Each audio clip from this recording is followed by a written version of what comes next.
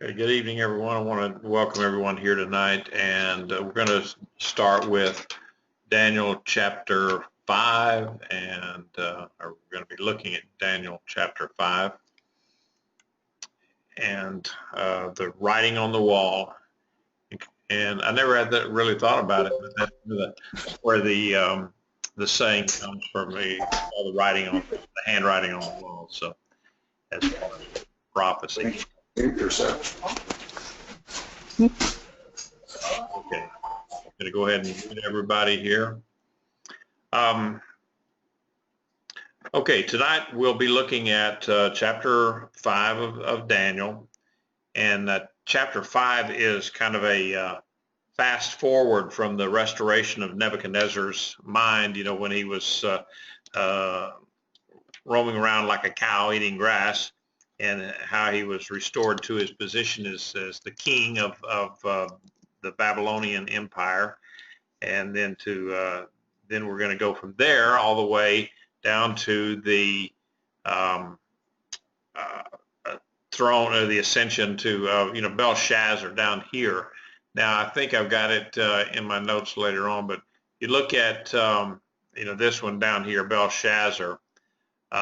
He is he's referred to in the Bible as the son of Nebuchadnezzar, but I think everyone, all of the historians and the people agree that he was not the son, he was the grandson, that he was actually the son of Nabonidus, or Nabonidus, I guess is how you say that, who was one of the sons of Nebuchadnezzar. Now, the ascension to the throne from Nebuchadnezzar, you had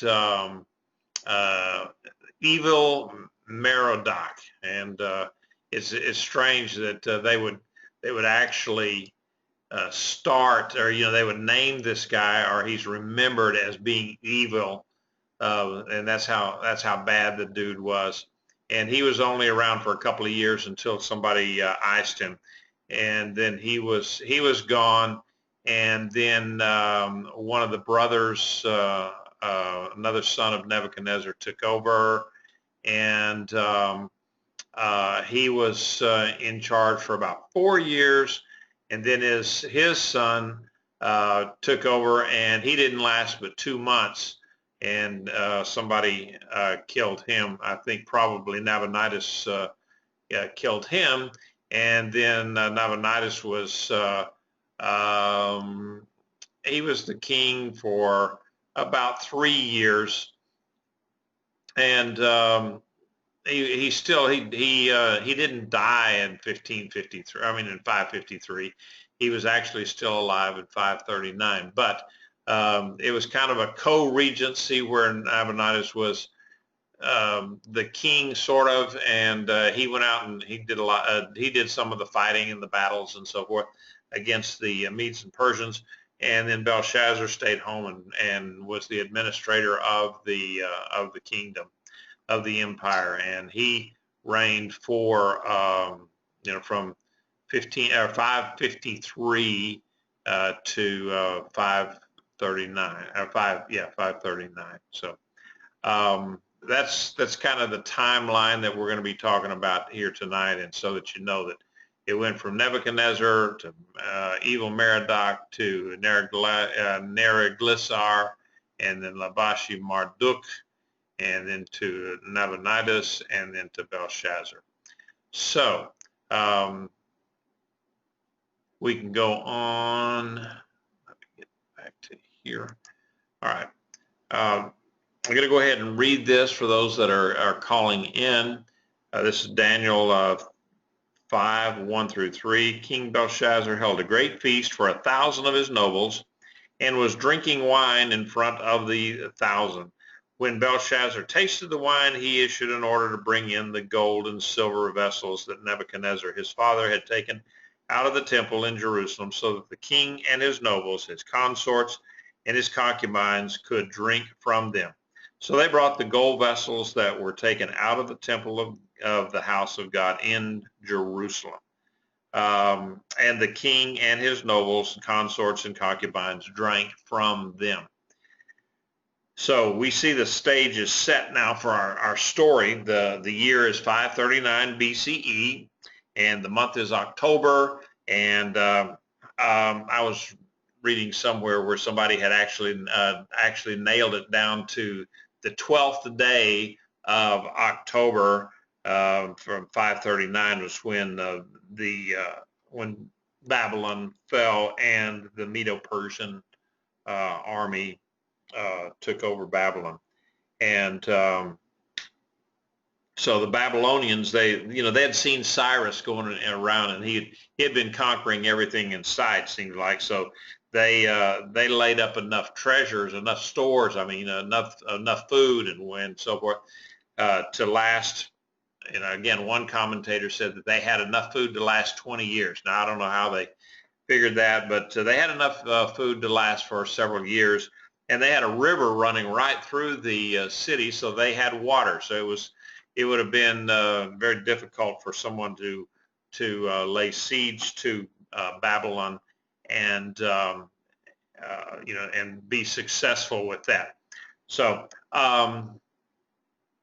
Belshazzar, this feast that they threw was exactly at the exact time that that Cyrus, he had surrounded the city actually, and so this was an interesting party in that they invited women. Now this just wasn't done back in those days. You remember the story of Esther, where when King Ahasuerus threw this big party, and it lasted for days and days, and it was men only, no women allowed, and the women had their own party. You remember that Queen Vashti had her party, and that's when Ahasuerus called. He wanted Queen Vashti to come over to his party and parade around with her crown on, and she wouldn't do it. So that set the stage then, of course, for Esther. But the deal was that the women partied separately from the men. So that was the custom. That was what they did. So for Belshazzar to invite women to their party, he was kind of signaling his disdain for the customs and protocols, and that in essence he was kind of setting up an orgy, is what it was, because he had all sorts of women there, and lots of wine, and so that is a prescription for trouble. So it says, after a lot of wine was consumed, and some of the Jewish sages, they talk about Belshazzar. Then it says he drank wine in front of 1,000. They looked at that and says, yeah, he drank more wine than 1,000 men. Well, that's kind of silly, because he couldn't have done that. But anyway, there was a lot of wine going on, and so he ordered that the gold and silver goblets that his grandfather Nebuchadnezzar had taken from the temple in Jerusalem, that they would be brought out, and that they would be using those. Now, these vessels, it becomes kind of important, because these vessels were the ones that had come from the temple. And if you remember it, when they talk about that, it says that God had allowed them to take all this stuff, that was part of his punishment of Judah, is that these guys would be able to come in and take the gold and silver and the furniture and so forth from the temple, but it was taken over to Babylon, and then it was carefully cataloged and put into a storehouse or a warehouse, and they call it the warehouse of the god, or whatever god that they had over there in Babylon. So that was back in those days, when they would do that sort of thing, it was like saying, okay, see, our God is bigger than your God because now we got all of your treasures and it's sitting here at the feet of our God. So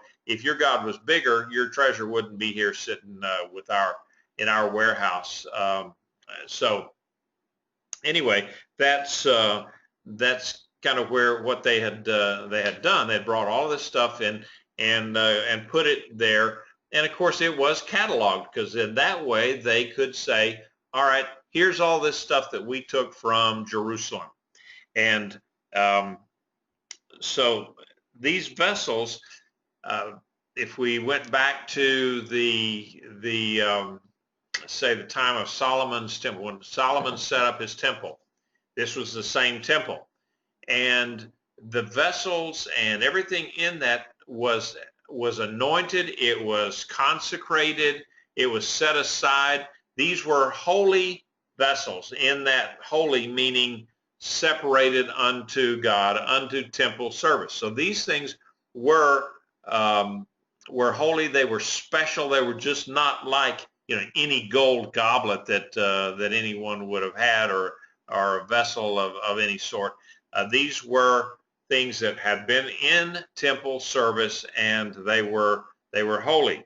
So when they'd been stored in this warehouse for almost 70 years. It was like 69 years that those things had been there, and or possibly even more, depending on how you counted all of the exile.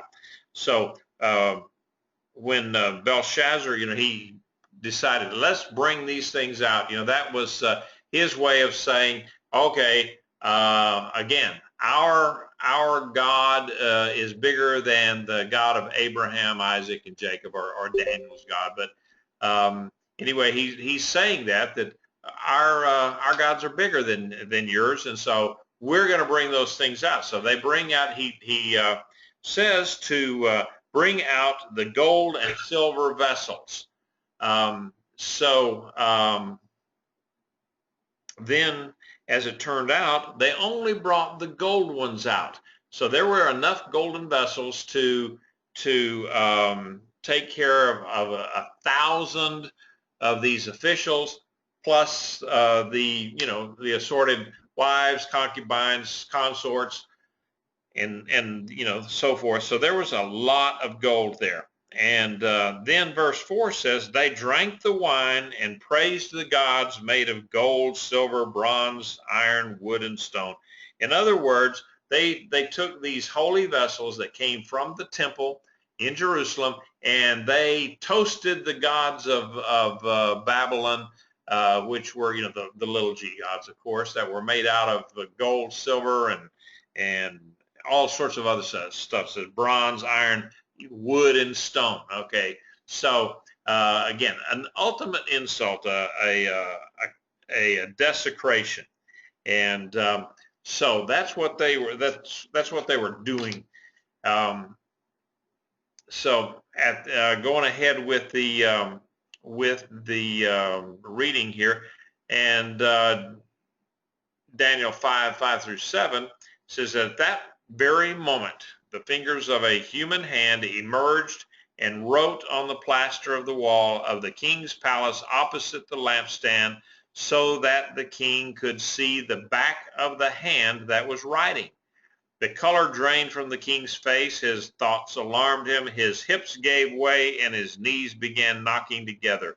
The king called loudly to summon the astrologers, the Chaldeans, and the diviners. The king said to the wise men of Babylon, whoever reads this writing and tells me what it means will be clothed in purple and have a gold chain around his neck, and will have authority as the third ruler in the kingdom. Now, this is kind of at the high point of the party. They're just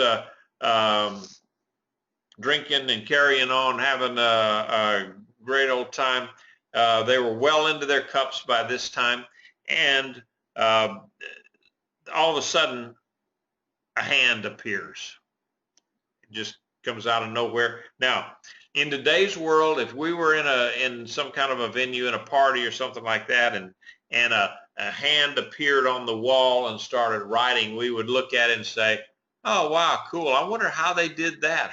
Where did they get a hologram that was that big and that they could write on that? And you know, it just wouldn't have had that same effect today that it did back then. So you know, you can just imagine these guys though, if they're looking at that.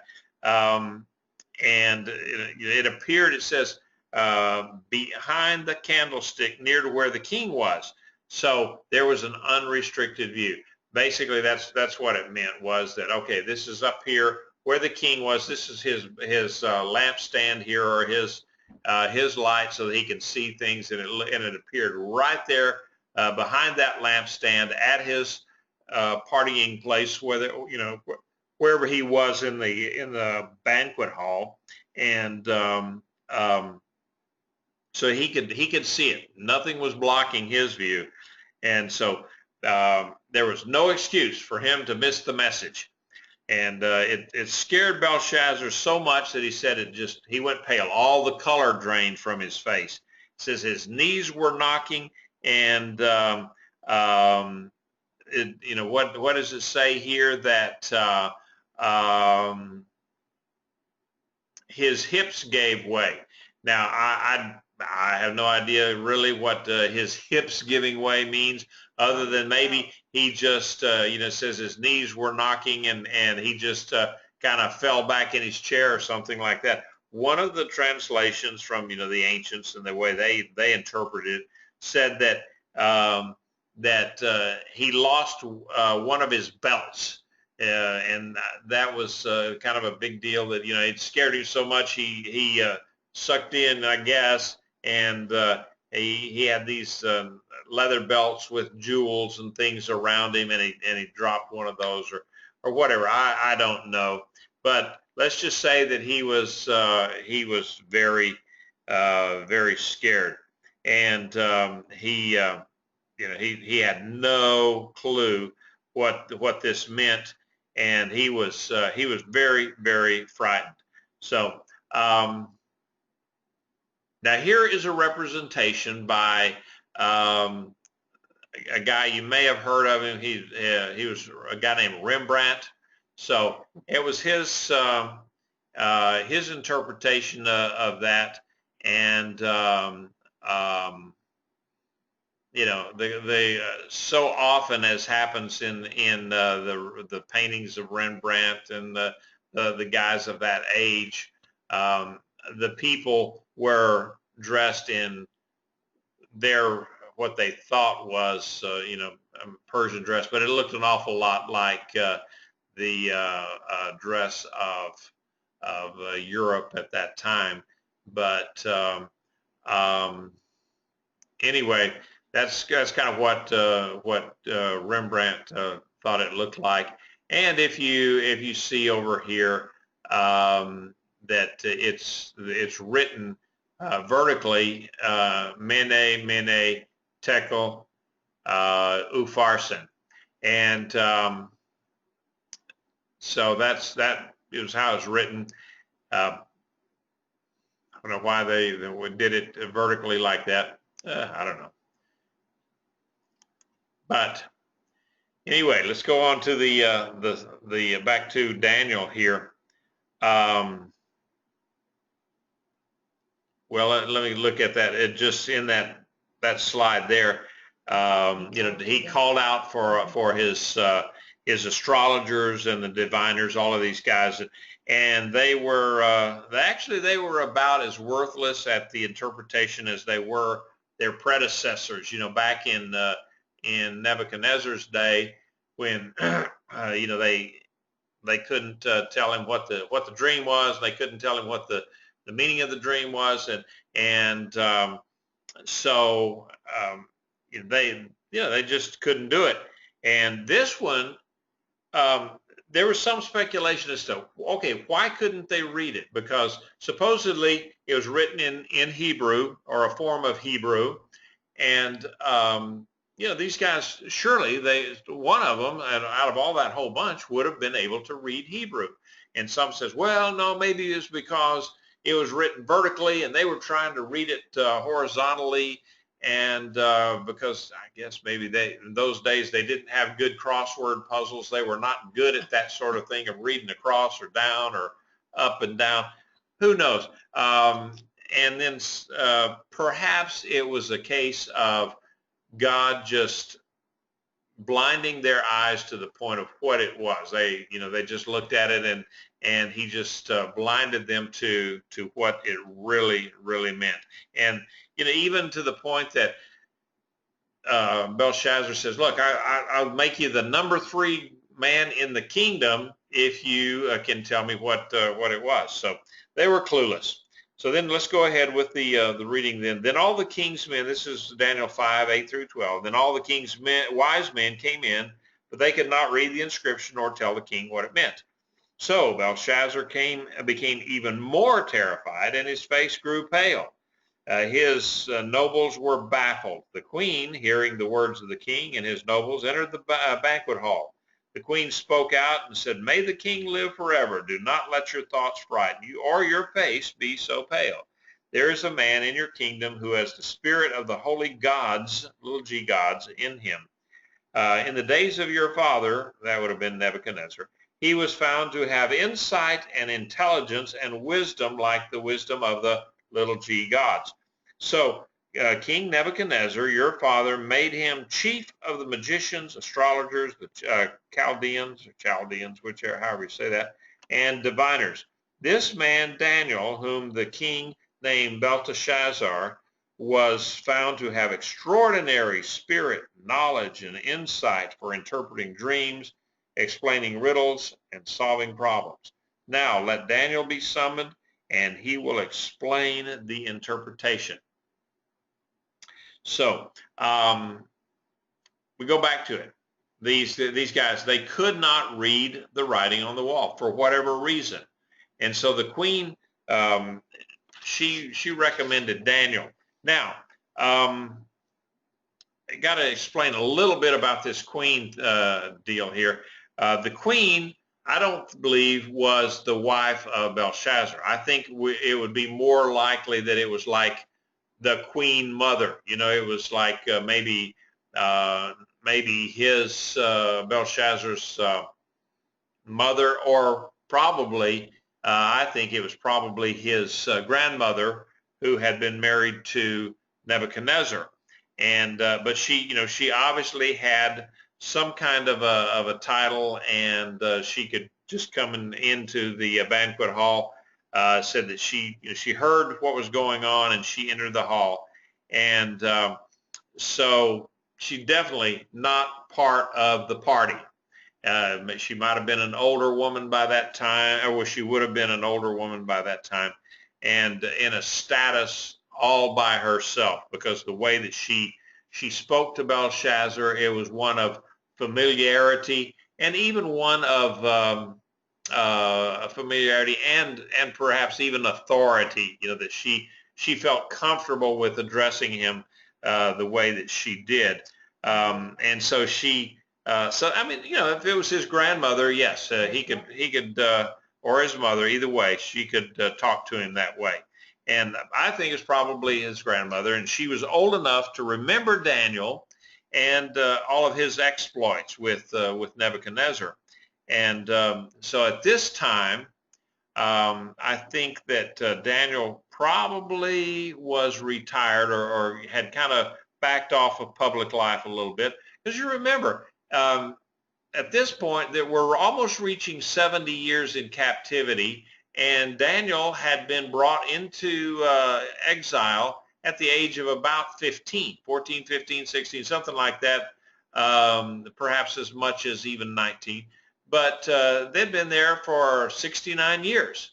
So Daniel was at this point about mid 80s at least, and so he'd kind of backed off enough from public life that the queen had to tell Belshazzar about him.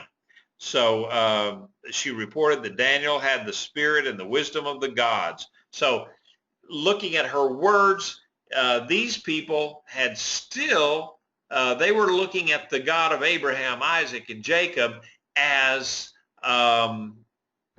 just one of the other little g gods, one of the deities that they had at their, in their country. They didn't look at him as being the one supreme God like maybe Nebuchadnezzar had done at the end of his reign after he had his little sojourn out in the pasture, and he came back into his right mind.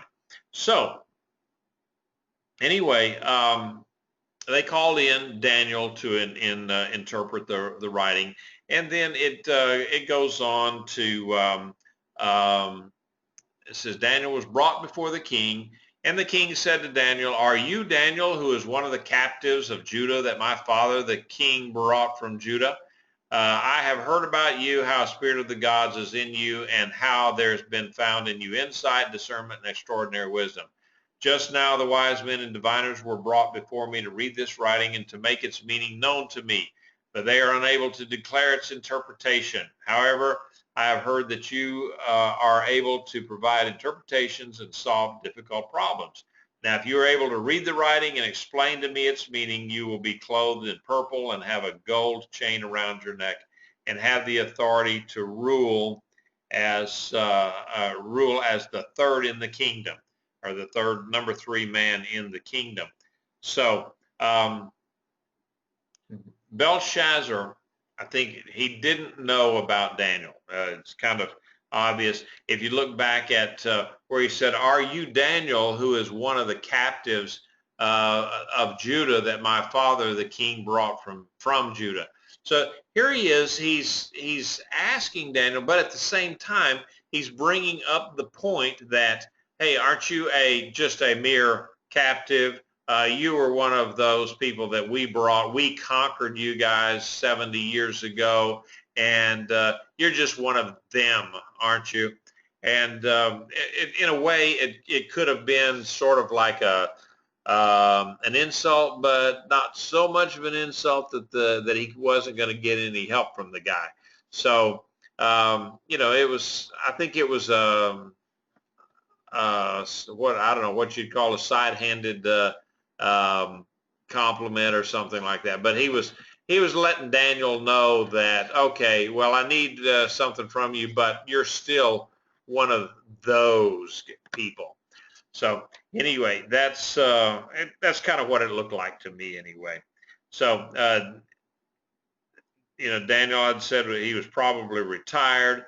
And then Daniel goes back, Belshazzar goes back, and basically he reads the resume of Daniel that the queen had kind of given him, and just kind of repeating bit for bit as to that. And so he's reading this resume of Daniel and to get a reaction from him. So what did Daniel do? I didn't go through and read all of it, but Daniel came to them, and he says, came to Belshazzar, and he just starts recounting his experiences with Nebuchadnezzar, all of the things that had happened with Nebuchadnezzar, how he had interpreted the dreams for Nebuchadnezzar, and how everything had come to pass just like he had interpreted and prophesied.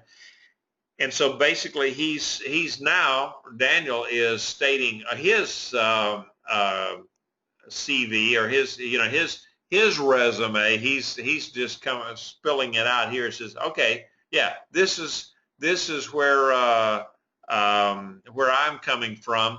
And so just so you know that I was around a long time before you were. So I think it came back to he was answering back to Belshazzar. It's kind of subtle, but it could kind of be that way.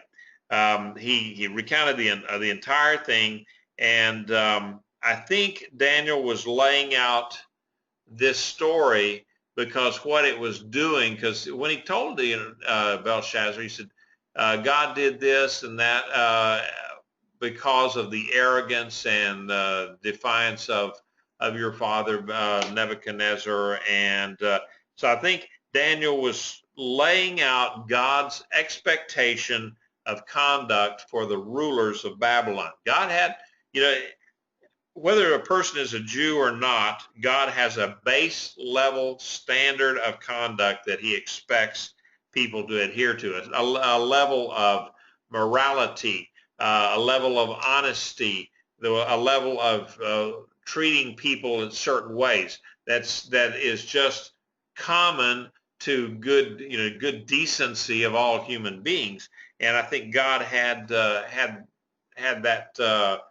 laid out by Daniel so that Belshazzar would know, okay, this was the standard, and basically Belshazzar had not learned these lessons from his grandfather Nebuchadnezzar.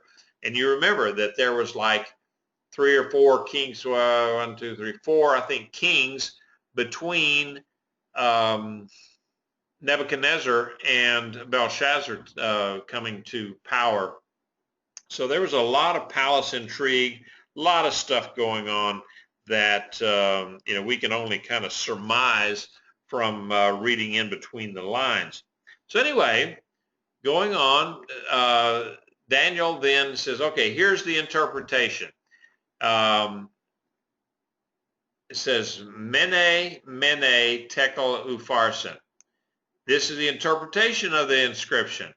Mene, God has numbered the days of your reign and brought it to an end. And you remember, he's saying it twice. So that means that, when God says something twice, you pay attention. And so here he is. He said, Mene, Mene. God has numbered the days of your reign and brought it to an end. Tekel, it says, you have been weighed in the balances and found wanting. You didn't measure up, Belshazzar. This was the standard that God had for you, and you did not measure up. And Perez, well, it's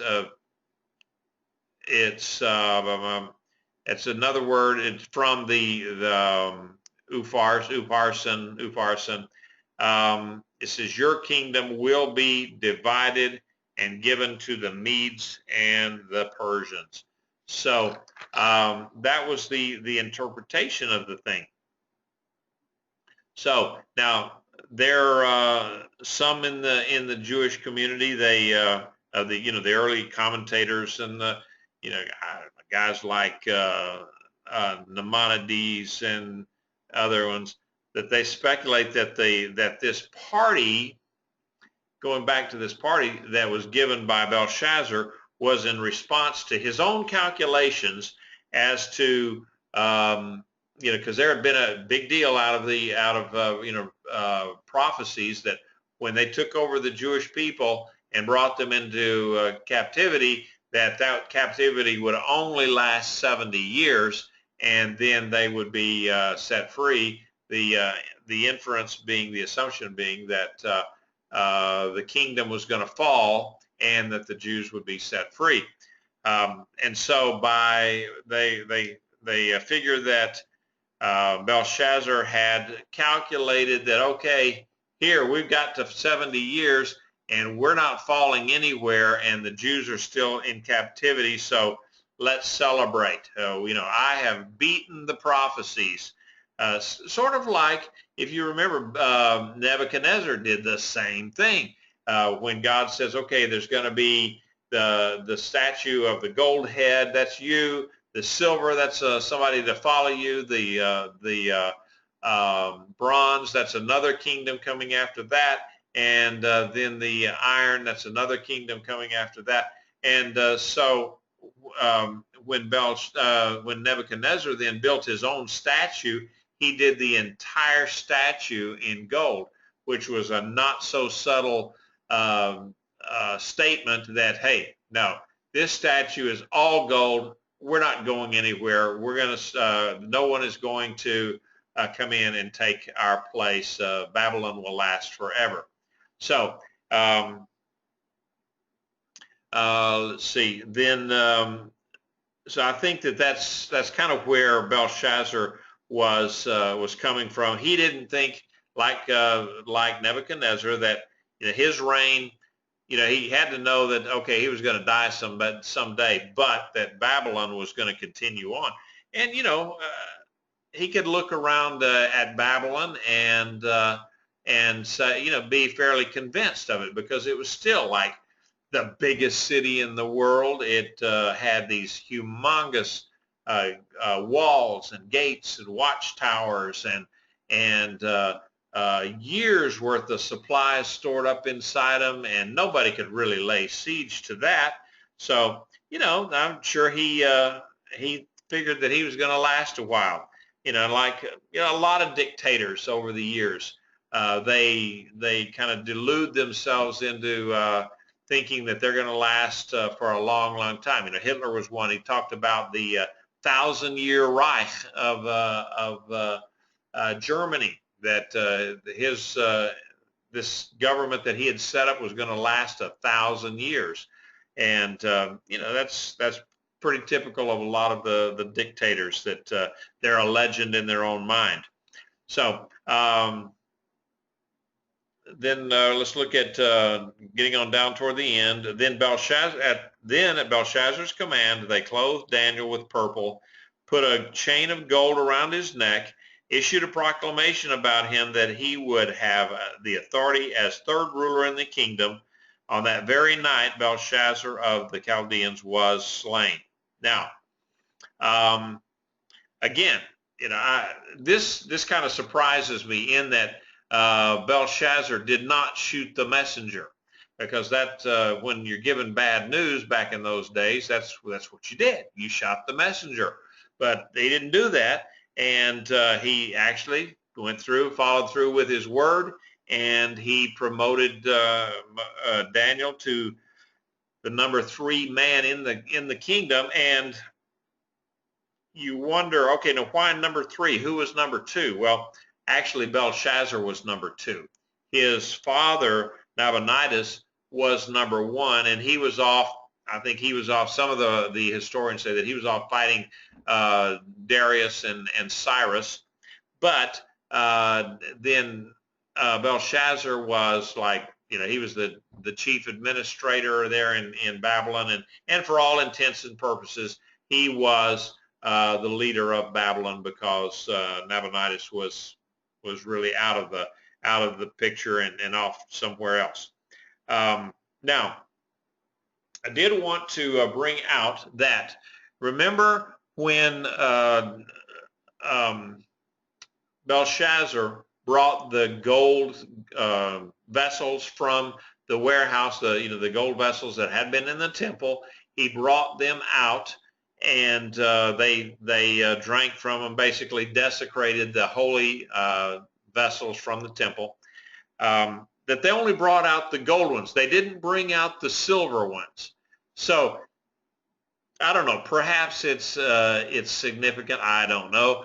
But that the Babylonian Empire was signified by the gold head, and so they brought out only gold objects and drank from the gold objects, and so they desecrated only the gold. And so what kingdom was destroyed that night, or fell that night, was the gold kingdom of Babylon. It's kind of interesting if you thought about it that way.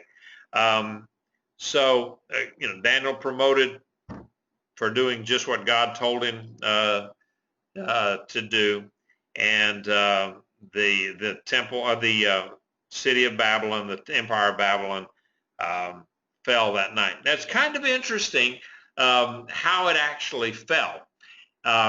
Cyrus and Darius, Darius the Mede, Cyrus the Persian, had surrounded Babylon, and they had tried to take it. They had battled with the Babylonians, and basically they didn't win. And so the Babylonians retreated back into their city, and that's when they had this big party and so forth. But according to some of the to Herodotus, the historian, that earlier Cyrus had come across a river, and one of his prize horses drowned in the river because it couldn't get across it. So he got so bad that he took his army, and he had that they drew off a number of channels from the river, and basically drew off enough water from the river that they could cross over without any harm. And from that experience, he looked at the city of Babylon, and looked at the Euphrates, which went right smack through the middle of Babylon, and he then diverted water, enough water. He dug a big canal, had his soldiers out there digging. I don't know if he had a corps of engineers or he just drafted all of his soldiers, but anyway, he had them dig a canal up from the river into a swampy area around Babylon, and it diverted enough water that said that the Persian army under Cyrus was actually able to walk into the river and never got above like waist or chest deep. They walked into the river and under the gates, the water gates or the floodgates that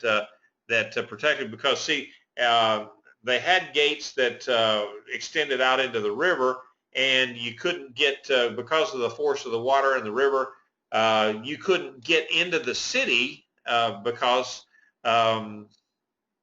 if you tried to go under those gates, you'd probably drown. And with the soldiers, with the way that they carried, their shields and their swords and everything, they're pretty heavy.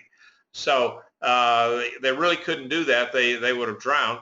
But when the water level dropped enough that they were able to just go on in there, and it said that the army or the people of Babylon were so secure in what they thought that they could withstand that they didn't even lock the city gates. That there was a second set of gates that were actually fortification gates. They didn't even bother to close those because they said, well, nobody can get in under, we're protected by the river and our big walls, and nobody can get in anyway.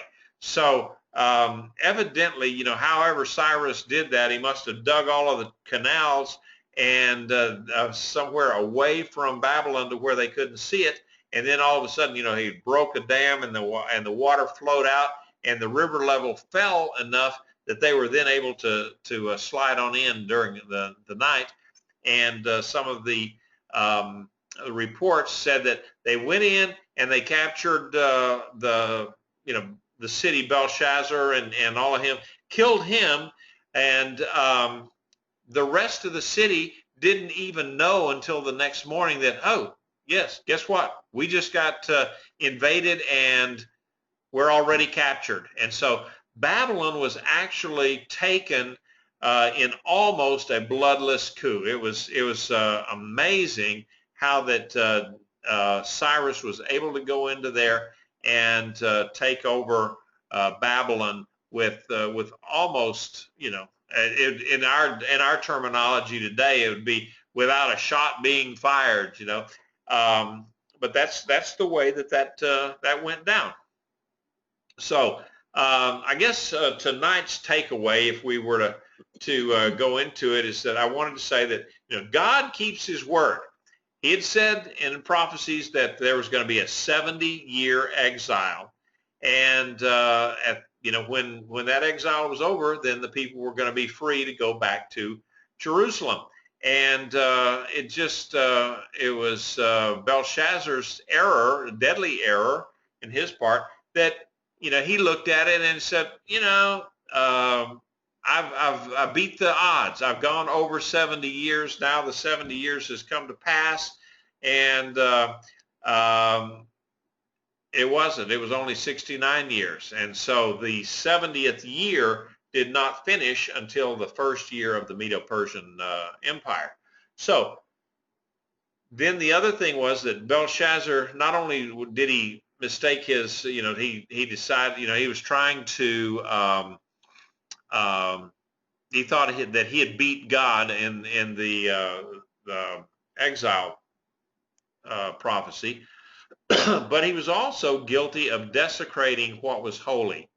And God has a standard of holiness, and when you defiantly go against what is his standard of holiness, the outcome is not good, and Belshazzar found that out. Another thing that I wanted to bring out is that the Bible is true. Cyrus had been, he had been prophesied 100 years earlier by Isaiah. By name. In Isaiah 44:28, it says, and while saying of Cyrus, he is my shepherd, and he shall fulfill all my purpose, while saying to Jerusalem, you will be built, and to the temple, your foundation will be laid. So Isaiah had prophesied this, 100 years before this happened by name. That's just incredible that that would happen like that. And so that ends the lesson for tonight on chapter 5. And I'm just going to open it up, see if anybody, it's been quiet tonight. All I see on the chat is crickets. So anybody got a comment? I'm thinking so. Yes, I'm still recording. So tell you what, let's go ahead and we'll take the recording off, and then because most people seem a little bit more comfortable without the recording. So all of you who are on the recording, Lila Tov, have a good week, good night, Shavua Tov, good week, and we will see you next week when we start looking into chapter 6 of Daniel. So good night.